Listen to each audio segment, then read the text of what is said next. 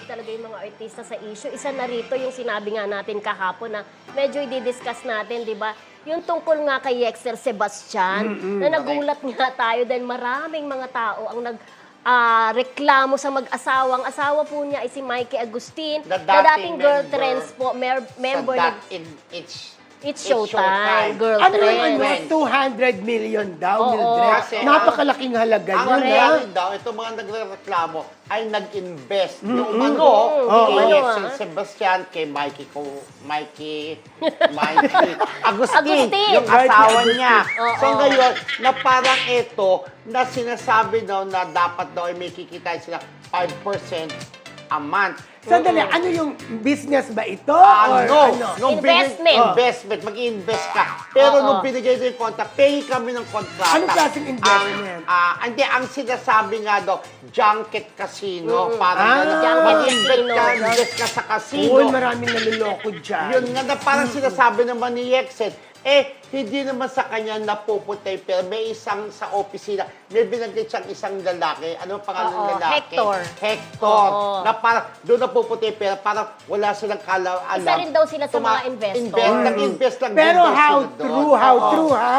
Na nakabila daw siya ng maraming sasakyan na Dalawa nga mamahalin. doon in cold cash. Correct. Tapos nakapagpatay daw doon. San Jose, mapapatay Bulacan. yung museo sa San Jose, Bulacan. Bulacan. Kaya kino-question, ba't ganun kapera? Yung pera daw yun ay galing sa kanya, di umano. And according to the complainants, yung mga cheque na invest nila, katulad ng isang girl na nag-invest ng 2 million, ay diretso sa account ni Ni Mikey Mikey. Agustin. Ay! Yung cheque.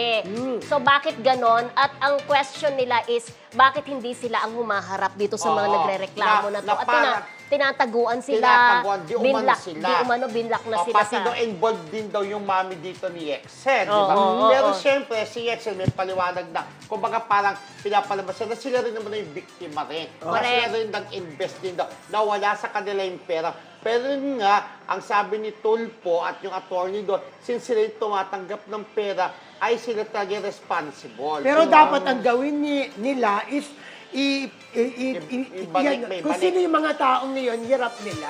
Yun Oo. nga. Baka- Actually, under investigation na naman yun. Yes. Kami, hindi namin inuusgan tayo, si Yexel, tsaka si Mikey, at ang ma'am niya. Ayon lang yun doon sa mga reklamo na naririnig natin, na napanood natin. Di ba? Pero syempre, eto, Yexel, ayan, meron siyang May mga post may nga mga po post si siya Yexel. sa kanyang FB dahil friends namin ito ni Kuya Romel. Medyo matagal na rin namin Mabait itong naman si Yexel, pero I kakilala, don't think di ba? na At kapatid gagawin. siya ng yumaong si ano, Si di ba? Jam Sebastian. Sebastian, di ba? So sabi niya, people, wala pa kaming statement, paalala lang, ayaw ko lang bumalik sa inyo ang mga sinasabi ninyo, hindi nyo pa alam ang tunay na kwento. Correct. It's because of marami ang nambabas sa kanila ngayon sa social media, di Although, ba? marami rin naman ang di naniniwala aga, di ba? Correct. So, kumbaga, wag natin din i-judge sila Yexel. Hintayin Oo. natin yung korte. Kung ayaw magdidesisyon, kung talaga ba silang ay may sala o wala. At hintayin natin ang statement na sinasabi Statement, ni oo. Yexel. Correct. At syempre, sabi nga niya, medyo meaningful din yung sabi niya na merong ibang anggulo ang mga bagay na nakikita at naririnig mo. Magmasid-masid ka muna dahil meron ng tunay na istorya na siguradong hindi mo pa nakikita. Ayan, abangan natin O baka yan. don't judge the book by its cover. Parang ano ngayon, yung Merong mga iba pa. celebrities natin na i-involve Nauso. sa pera, ha? Oo. Pero siyempre, Kuya Romel, try mo ang best mo para makontak si Yexel kung gusto niyang magpa-interview sa atin. Di ba? Para naman i-clarify niya yung kanyang side. Correct. Chat-chat ko Oo, mamaya pag correct. uwi. Di ba? Pero parang eto nga, di ba? Totoo, ang dami na involved din sa mga scam. Kagaya naman eto rin si Ricardo. Si Yung Peda. pinalitan natin, di ba? Kahapon din, Di oo. ba? Eto ngayon siya na-involved din sa scam. So, hintayin din natin kung anong magiging resulta ng investigasyon, di ba? Correct. Sabi Truly. nga, ang tao ay inosente until proven Proven guilty. Yes. Ganun.